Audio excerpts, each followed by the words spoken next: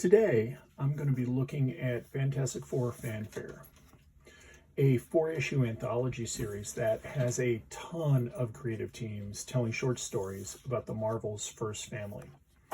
Each issue has a different tone and style, with classic cosmic adventures to smaller character-focused moments. I'll be flipping through the books right here on my desk, so we can get a better look at the interior art and these great connecting covers. I actually have to turn it vertically so you can see it right there. It's unfortunate Marvel didn't decide to do this horizontally this way. You'd be able to lay them out like a deck of cards.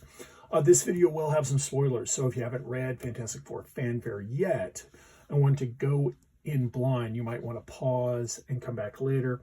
Otherwise, let's dig into it and see how this celebrates the Fantastic Four in 2025. And as you can guess, this whole series came out as Marvel's way to push the first family with the Fantastic Four movie coming out this summer. I'm going to start with issue number 1 here. Now, one thing I want to point out, these books do have a higher price point at $5.99. Marvel oftentimes flirts with that higher price point, but I think what it is you honestly get more comic for it. It feels a lot thicker, and Marvel isn't using like cardstock for this. We have 3 stories in each issue. Each issue will focus on a different character. It's more character-centric. It's not that we won't see other members of the Fantastic Four. I think this one is, it's the Thing right here. So if we look at this, we have kind of a who's who. We have Mark Waid writing a story. Then we have writer and Alan Davis, not really familiar with them. Sarah Pichelli on Monster Island of Love. And then this is where is it right here? Really like Simone DeMeo, but I went with the Nicoletta Baldiari covers. She also did a variant cover for the crossover Fantastic Four and Gargoyles that just came out, I think, this week. So with the first one, and it's kind of a mixed bag, and you have to expect this when going into an anthology. Some of these writers or creative teams know like their stuff. Mark Waid is going to be an example of this. So when you go into an anthology like this, and what I typically do is I'll just look down and I'll go, okay, well, what creative teams attract my eye? If it's an anthology with different characters, I'd focus on the characters that would attract my eye more than the creative team. The first story plays out with the Thing in court. And he's in court because of some destruction he did to public property, and he is fined to not lose his temper. And this is where Johnny Storm then pulls out, this is volume 4, his bag of tricks, and he is going to be playing pranks on the Thing, trying to get him to lose his temper.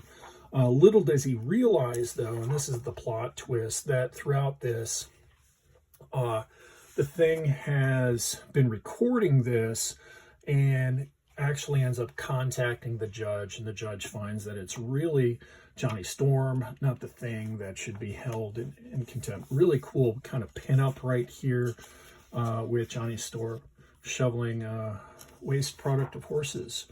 We have another Thing story here. This one deals with some sort of alien artifact. And we see that the aliens are up to no good. Johnny Storm leaps to the rescue. And then we have the final story. I might have had this wrong. I think this one is actually the Thing. I'm sorry. This is not the Thing. This is Johnny Storm. My apologies.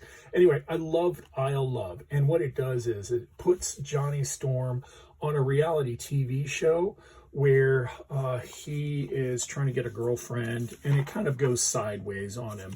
And what he finds out is there's a reason for it. There are people out, the mole man is trying to complicate matters and is sabotaging him. I really did enjoy this issue. It's a really quick read and well worth the time. The next one is, let's see what we got. Dinner and a Movie. Okay, I think this is, so we got Jonathan Hickman. This one's a really good story. It deals with zombies. I think this is Sue Storm, actually, this episode, this issue. And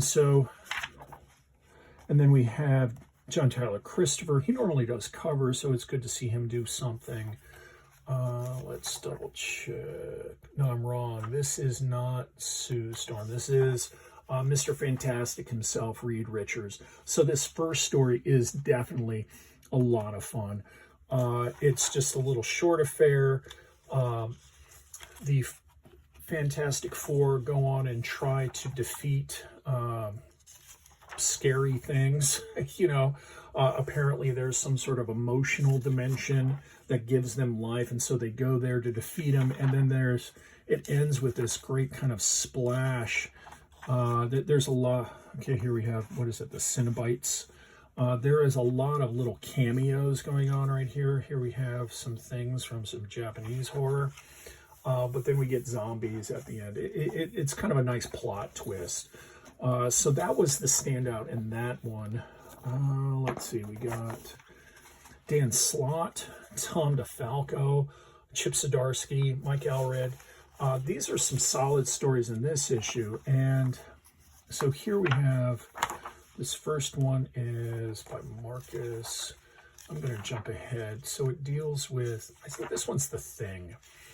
And I really enjoyed the second story where we have the Thing teaming up with the Sandman.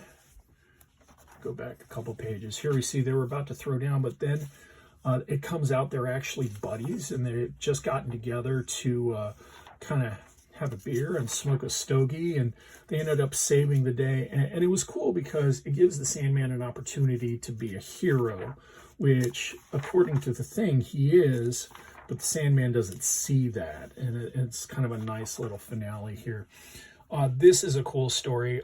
Chip Zdarsky has a great sense of humor.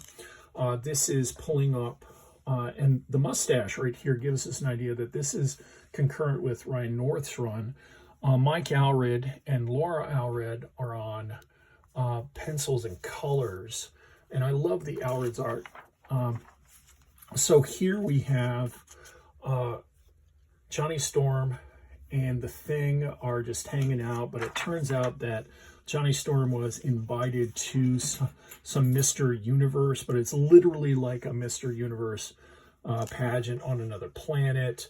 The Thing's flying him there, and come to find out that there is, of course, a plot twist. Very kind of retro-looking art with the Allreds right here.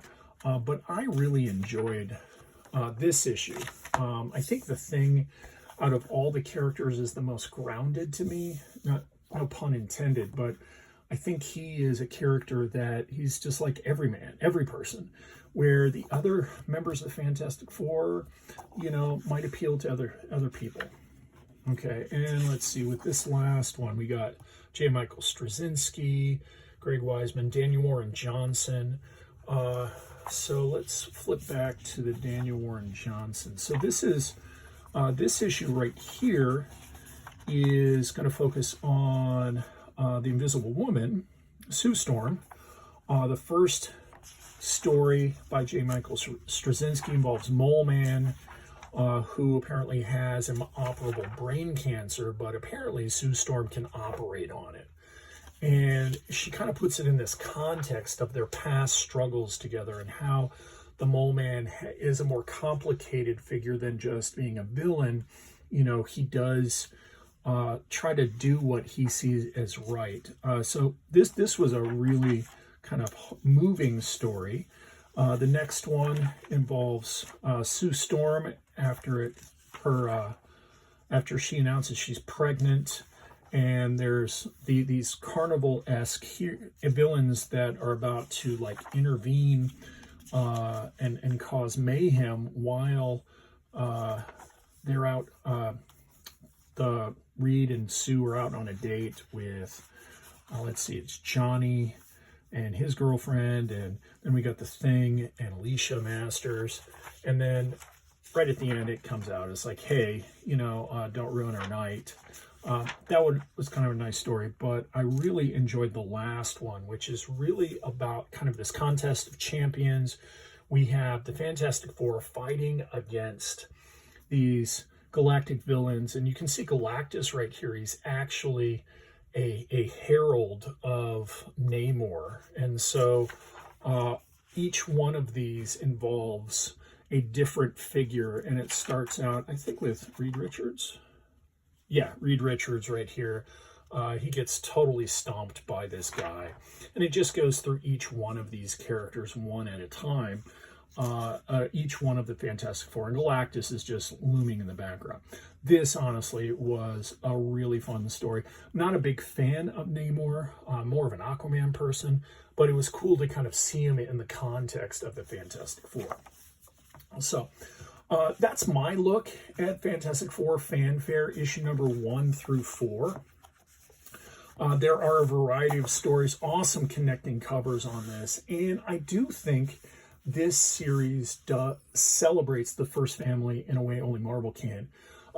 If you've read it, let me know which story creative team stood out to you the most in the comments down below. If you're new to Fanfare, I hope this gives you a reason to check it out. Thanks for watching, and I will be back soon with more comic reviews right here on my desk.